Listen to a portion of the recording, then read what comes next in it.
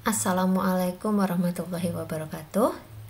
Kita lanjutkan pertemuan kita yang ketiga, yaitu mengenai sumber informasi dan referensi dasar dalam farmakoterapi.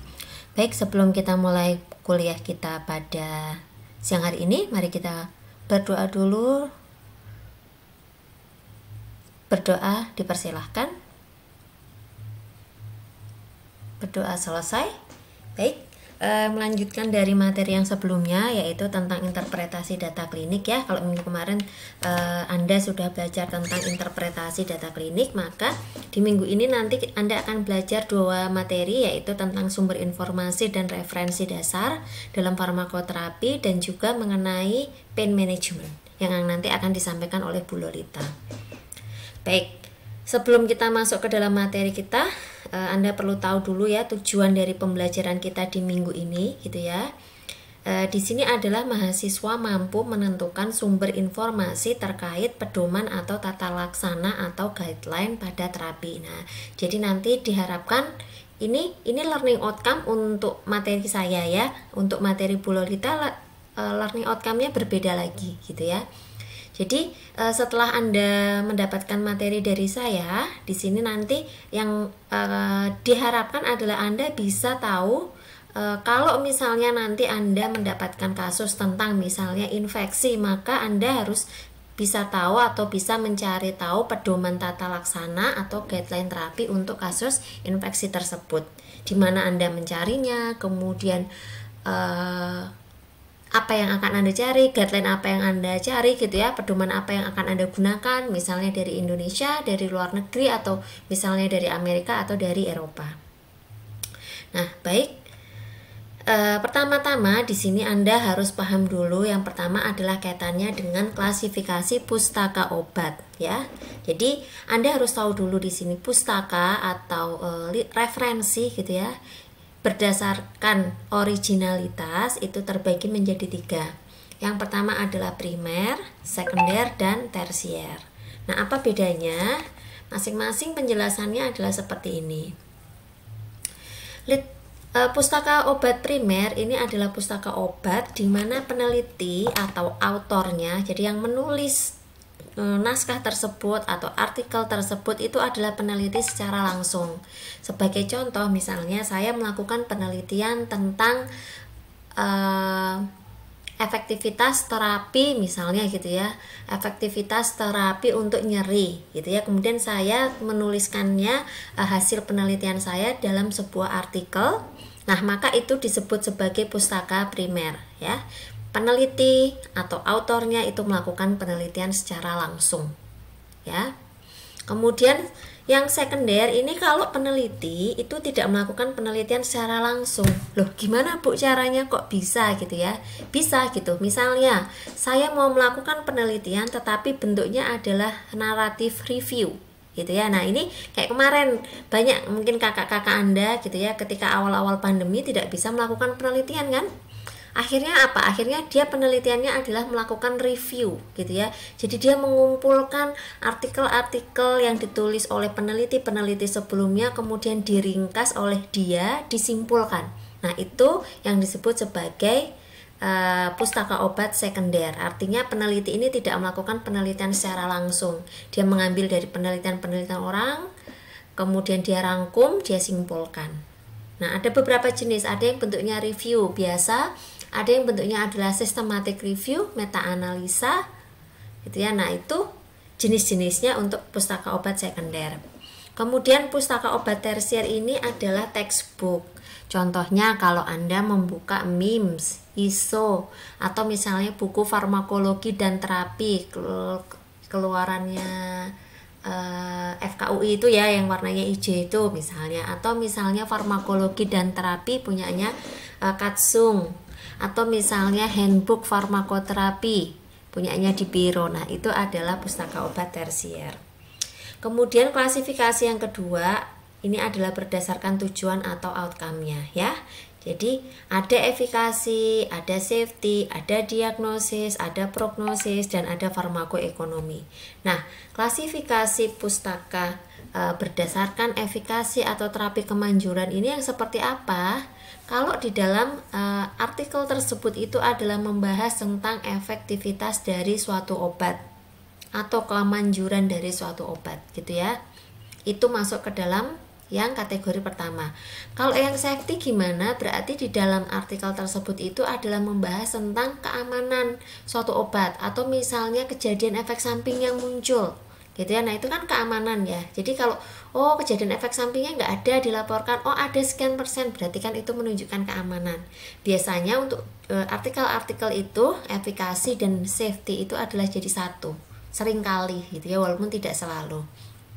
Diagnosis ya tentunya adalah bagaimana cara-cara untuk mendiagnosis suatu penyakit ya. Nah ini Anda tidak perlu belajar lebih mendalam gitu ya, karena ini bukan ranahnya Anda gitu ya, ini nanti ranahnya teman-teman di kedokteran gitu ya. Kemudian prognosis. Prognosis ini adalah efek jangka panjang dari penggunaan suatu obat, dimana efeknya ini bukan 1 hari 2 hari tetapi bertahun-tahun. Misalnya penggunaan antiplatelet untuk mencegah stroke, ini adalah sebagai prognosis. Atau misalnya penggunaan anti kolesterol untuk mencegah terjadinya serangan jantung. Nah ini kan berarti bertahun-tahun gitu ya.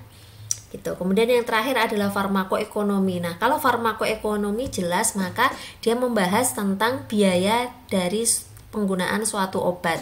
Entah itu dari segi efektivitasnya, atau utilitasnya, atau cost benefitnya dan seterusnya. Tetapi yang jelas dia membahas suatu terapi kemudian dihubungkan dengan analisis biayanya.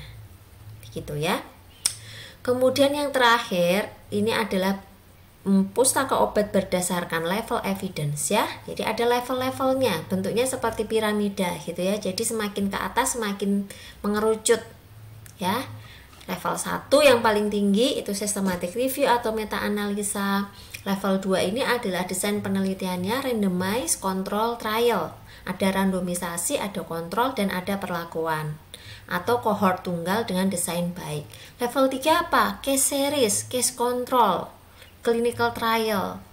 Level 4 apa? Case report, case control, atau in vitro. Nah, sedangkan yang level kelima ini adalah pendapat ahli atau textbook atau review suatu artikel ya. Jadi kalau tadi ya jenis pustaka berdasarkan originalitasnya, yang kedua itu kan ada pustaka sekunder. Pustaka sekunder kan tadi saya sampaikan dia ada review, ada meta analisa, ada systematic review. Tetapi di antara ketiga ini dia levelnya sangat jeglek gitu ya. Jadi yang satu level 1 paling tinggi, yang satunya level paling rendah. Kenapa ya? Karena kalau dia systematic review dan meta analisa maka ada metode yang jelas gitu ya. Dan biasanya dia adalah mengumpulkan naskah-naskah dengan desainnya ini, randomized control trial. Bu, kalau yang case series kayak gimana ya Bu? Case control kayak gimana ya Bu? Nah, ini nanti akan Anda pelajari lebih lanjut di farmakoepid nanti di semester 5 ya. Untuk saat ini Anda cukup tahu level ini dulu gitu ya. Nah, kemudian nanti gimana Bu kita bisa tahu itu kok ini case control, case series atau apa? Nah, kita baca di metode ya. Jadi kalau di metode itu pasti sudah jelas. Misalnya ini penelitiannya apa? Randomized control trial atau misalnya case series atau case study. Nah, Anda cukup baca itu dulu gitu ya. Nah, kemudian ini adalah referensi standar dalam farmakoterapi ya. Di antaranya yang pertama ada clinical practice guideline, ada textbook, ada artikel, ada meta analisa atau systematic review jurnal ya. Jadi jurnal-jurnal yang bentuknya adalah meta analisa atau systematic review.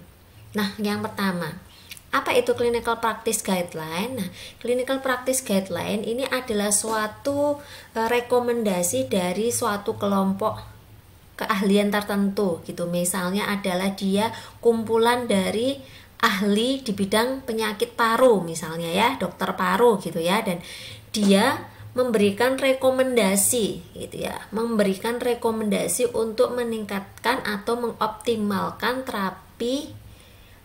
Bisa tidak hanya terapi ya, ada diagnosis, perawatan gitu ya. Intinya adalah patient care gitu ya. Jadi di mana hasil dari rekomendasi tersebut merupakan suatu rangkuman dari bukti-bukti ilmiah mengenai keamanan dan efektivitasnya gitu. Jadi kenapa kok bisa menyimpulkan rekomendasinya ini? Karena dia sudah memberikan rangkuman, oh dari hasil penelitian ini efektivitasnya sekian persen, efek sampingnya muncul sekian persen. Dan dia juga membahas atau memberikan rekomendasi dengan membandingkan gitu ya, alternatifnya gitu. Jadi dalam ketika dia memberikan rekomendasi didukung dengan data atau bukti ilmiah ini dibandingkan gitu. Jadi misalnya untuk terapi hipertensi ya ada captopril, ada lisinopril. Nah, nanti mana yang paling bagus misalnya ya. Nah, itu dibandingkan di situ dia akan membahasnya. Misalnya, oh kalau dari penelitian tentang captopril hasilnya sekian, lisinopril sekian, maka dia akan merekomendasikannya apa. Nah, seperti itu contohnya ya.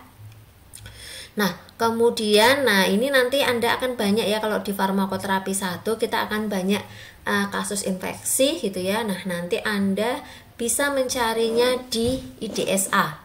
Ya, apa itu IDSA? Infectious Disease Society of America ya. Nah, ini kebetulan saya screenshotkan ya contoh clinical practice guideline dari IDSE tentang pneumonia ya. Kebetulan ini kok saya nggak melihat ini adalah diagnosisnya ya. Tapi nanti Anda nggak perlu belajar ini gitu. Ini contoh aja. Membacanya gimana? Nah, membacanya adalah kita lihat rekomendasinya. Nanti untuk yang terapi juga sama. Jadi nanti rekomendasinya apa? Misalkan we suggest to use apa gitu. Antibiotics misalnya ya. Nah, kemudian di dalam penjelasan ini dia akan memberikan ringkasan tentang bukti-bukti ilmiahnya. Contohnya seperti ini ya. Jadi dari data penelitian dan seterusnya. Dari data ini, jadi membandingkan beberapa alternatifnya. Nah, kemudian ini contohnya misalnya, oh ini initial treatment untuk kebetulan ini yang saya ambil adalah pneumonia komunitas. Oh, standar terapinya adalah ini dan seterusnya. Ya, nah kemudian ini beberapa clinical practice guideline yang nanti Anda bisa gunakan ya. Misalnya Anda bisa membuka di NICE, di cdc.gov, di medical guidelines, di WHO. Kemudian ini AAC dan ESC ini khusus untuk kardiologi ya. Ini AAC itu adalah Amerika, sedangkan ESC ini Eropa. Kadoki dan Kadiko ini untuk gangguan ginjal ya. NCCIH. Dan kalau di Indonesia namanya adalah panduan praktek klinis. Nah, nanti silahkan Anda cari ya. Kalau misalnya di Indonesia itu panduan praktek klinis untuk misalnya asma, seperti apa? Cari, itu nanti pasti ada. Jadi dari perkumpulan dokter paru misalnya. Atau misalnya panduan diabetes, maka berarti dari dokter penyakit dalam gitu ya, ada. Nah, ini adalah beberapa contoh clinical practice guideline ya. Anda bisa buka seperti ini. Nah, ini NICE tadi ya. Anda bisa cari apa saja di sini gitu ya. Guideline apa saja. NICE itu lengkap. Mau ada infeksi, penyakit jantung, ginjal, diabetes, hipertensi dan semuanya ada. Gitu ya. Kemudian yang berikutnya adalah textbook ya. Textbook ini ya buku gitu ya yang biasa Anda gunakan gitu. Misalnya ada formularium nasional. Nah, ini nanti saya berharap Anda juga membuka buku-buku tentang ini ya, asuhan kefarmasian dari Kementerian Kesehatan RI. Jadi misalnya untuk penyakit asma, penyakit PPOK, penyakit hipertensi, diabetes, carilah buku tentang asuhan kefarmasian dari Kementerian Kesehatan. Kemudian kita pakai Dipiro, DIH atau ini tadi ya, buku farmakologi dan terapi yang ditulis oleh Katsung. Nah, ini artikel. Nah, artikel bentuknya seperti ini. Kita bisa mencari di PubMed gitu ya. Nah, bentuknya adalah seperti ini. Kemudian yang terakhir ini adalah systematic review atau meta analisa. Nah, ini kita kalau mau mencari sebuah artikel-artikel dalam bentuk systematic review atau meta analisa, kita bisa mencari di Cochrane Library gitu ya. Di sini akan banyak artikel-artikel dalam bentuk systematic review dan meta analisa.